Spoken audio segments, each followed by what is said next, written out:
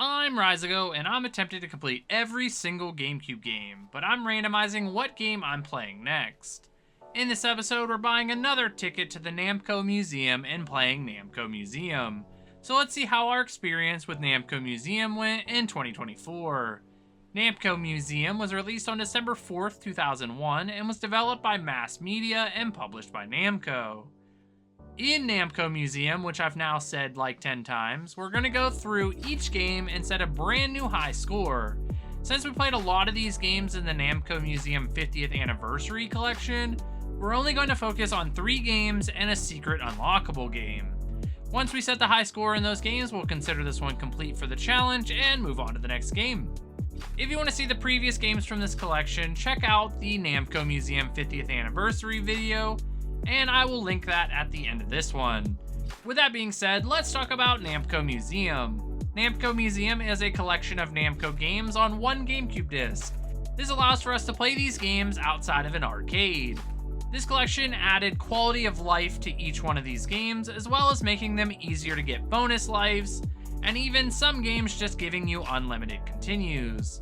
This allows for the player to keep going until they don't want to play the game any longer, which is always kind of nice. I didn't use any continues during my playthrough of this game because I felt like it was a bit unfair to just continue playing a game until I beat the high score, so if I lost all my lives during a game, I would reset and start over. None of the high scores in this collection are very challenging to get, so it wasn't really a big deal. I'm going to break down this video into the 3 games that are unlocked from the start, and then I'll explain how we unlock the secret game and then talk about that one. The 3 games that we have available to us at the beginning are Pac-Man Arrangement, Galaga Arrangement, and Dig Dug Arrangement. These games are similar to the base games but add funky soundtracks and some new mechanics or features, but I'll talk about them as we play each one. I think that covers the basics, so let's play the first game we needed to complete, which for me is Pac-Man Arrangement. Pac-Man Arrangement was originally released November 15, 1996, in the US for the Namco ND1 arcade machine. I'm not familiar with this one. The game features a slightly different look compared to the original release and a funkier soundtrack. There are 23 rounds total that we can complete. That is, if you can make it that far. 22 of those rounds are normal Pac-Man, collect the Pac dots, and survive from the ghost, and move to the next round. Round 23 is a little bit different and has a boss fight against Emperor Ghost. This game includes 6 different worlds. Rounds 1 and 2 take place in the Toy Box world. Rounds 3 through 6 are on the original Pac-Man worlds. Rounds 7 through 10 take place in the Water world. Rounds 11 to 14 take place in the Green world. Rounds 15 through 18 take place in the Ancient Ruins. And rounds 19 to 23 all take place in the Monster Secret Base. Pac-Man Arrangement adds items that can assist the player, like these arrows that can shoot us in that direction at high speeds. This will allow for us to stun ghosts even if they aren't blue. If you had a friend, they could join you at any time and would show up as a green Pac-Man, and you would just share lives. The last new thing to point out is that in later levels, the ghosts can merge into one bigger ghost that looks pretty goofy and has some weird animations, and the movements are pretty unpredictable, but they're really not that intimidating. You can still take them out with the Pac dots, and you can still stun them with the arrows, so it's pretty simple. For us to beat this one, we have to get a pretty easy high score of 20,000 points, and we achieved that on our first try. And I was feeling pretty good about how the rest of this collection was going to go. I think this ended up being my favorite arrangement game in this collection, just because of the added mechanics. Now that we completed Pac-Man Arrangement, we can move on to the next game, which is Galaga Arrangement. Galaga Arrangement was released in November of 1995 in arcades all around the world. This one feels identical to Galaga to me. It looks and plays the same, and I would assume that this game didn't change, but they just added more levels to it. This would end up being the big difference between this game and Galaga, but I could be wrong. They added a co-op feature into the arrangement version of this game, and this one also has a final boss that goes by the name of King Galaspark, which I never got to because I was just setting new high scores and not actually completing the games to the final bosses. Looking back at this, I probably should have made that the conditions for completing this game, instead of just setting new high scores like with the previous Namco Museum. Let's say that if this video gets 30 likes, then I'll go back to this one and beat the bosses that are available to beat. I think you can do it. Anyways, Galaga Arrangement changes the worlds just like Pac-Man Arrangement did. Zone 1 is called the Asteroid Zone, and this takes up stages 1 through 4. Stage 5 is a bonus level, which is just taking out as many bugs as possible, and then we move into the Nebula Zone for stages 6 through 9. Stage 10 is a bonus level, so just know that every 5th level is a bonus level. Stages 11 through 14 take place in the Galaxy Zone, which starts to ramp the difficulty up. Space Plant Zone covers stages 16 through 19, followed by Space Flower Zone that has stages 21 through 24. Then the final zone, known as the Enemy Comb Zone, finishes stages 26 through 30, and ends there with the final boss fight against King Galispark. That sums up Galaga Arrangement, so I'm going to talk about my thoughts for this one and completing the high score. I've never been a huge fan of Galaga, so this one took me a minute to get used to. The game is fine, but I think it just gets old quickly for me, and with all the crazy backgrounds in this one, it was really hard to keep myself from losing all my lives. I don't think I would recommend Galaga Arrangement in this collection, but I know a lot of people would really enjoy this one. That being said, I wasn't great at this, but I was able to break the high score of 100,000 points, which took me up to stage 13 to accomplish. I wasn't too bad and it only took a couple tries, but the later stages are just brutal, and this wasn't even halfway through the game. Props to anyone that's good at Galaga, because that must take a lot of skill. 2 games down, 1 more before the secret game. Next up is Dig Dug Arrangement, which I was super excited about because Dig Dug is one of my favorite games from that era.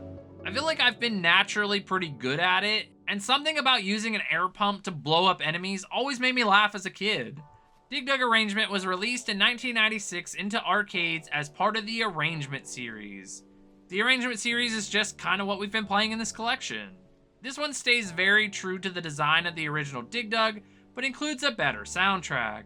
The objective for each level is to defeat every enemy on the screen before they attack you or escape out of the level.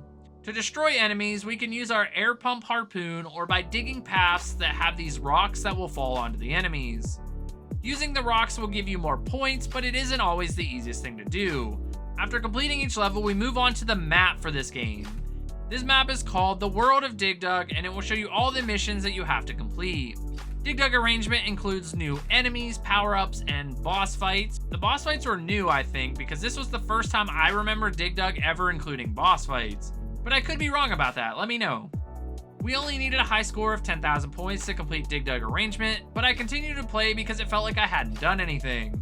This ended up being worth it because we found a power-up that digs out all the dirt when we pick it up, meaning all the rocks will fall and we can get a bunch of points. This also prevents the enemies from hiding from us, but they'll eventually try to run out of the level. Then once we got to round 12, we were finally challenged by a boss fight, which actually ended up being much harder than I originally thought. This boss has a health bar at the top, and we need to blow up these blast robots close to him to do any damage. He moves around, which isn't that hard to avoid, but other creatures will spawn in and attack us, so it's pretty easy to lose a life. Once I figured out what I needed to do, this wasn't that bad, it just took me forever to accomplish it. That completes the final game that was available to us out of this collection. Now we need to unlock the secret game. But if we wanted to, we could end this here and roll the credits. But I'm not going to because there's another game I didn't complete in this collection. To unlock this secret game, we have to get a score of 40,000 points in the original Pac-Man without using a continue. This took me over a half hour to do, but I finally got this run where I barely got more than 40,000 points, and I had a bunch of close calls during the final seconds of this level. Check this out, I was so close to not getting 40,000 points. Once we achieved this, we unlocked Pac Attack, which is Tetris but Pac-Man themed. Pac Attack was released October 10th, 1993 on the Super Nintendo, which I had, but I don't remember this game at all. This was originally released in Japan a year earlier, and it was known as Cosmo Gang The Puzzle. And then when it came to the US, they themed it to be Pac-Man because they thought it was a bigger market. The only addition that feels different from Tetris is that there are pieces that come down that have Pac-Man ghosts, and the only way to get rid of them is when the little Pac-Mans come down on different pieces, and he will move in the direction that he's facing. So we have to make sure we line them up so that we can actually reach the ghost. If not, they'll just keep piling up and we can't do anything. This game wasn't that hard, and on my first attempt, I got the high score of 100,000 points that I needed to be number 1 on the scoreboard. I feel like the game started me at 100,000 points or something, because it felt like I just didn't do enough to score that high. Since we completed the high score, and I had no desire to go back and play more of this, we completed this game, and that means Namco Museum is finished. And we completed another game for our GameCube challenge. So now it's time to find out if I would recommend this one. So would I recommend this? I would only recommend this if you wanted to play the arrangement versions of these games. If not, then I would recommend the 50th anniversary over this one. I still stand behind the idea of companies putting compilations of games onto one disc, so that we don't lose classics over time, and this one has some really fun games on it. I just think the other collection has more to offer, but let me know what you think about it in the comments below. If you want to know what game we're playing next, stick around, but if not, thanks for watching. Check out the last GameCube game that we completed in our challenge that's on the screen now. If you made it this far, make sure to subscribe to the channel because it helps me out. Like and share this video so we can get more eyes on this challenge. And as always, we'll see you in the next one. We have 494 games left, and on the count of 3, we are going to find out what we are playing next. So 3, 2, 1.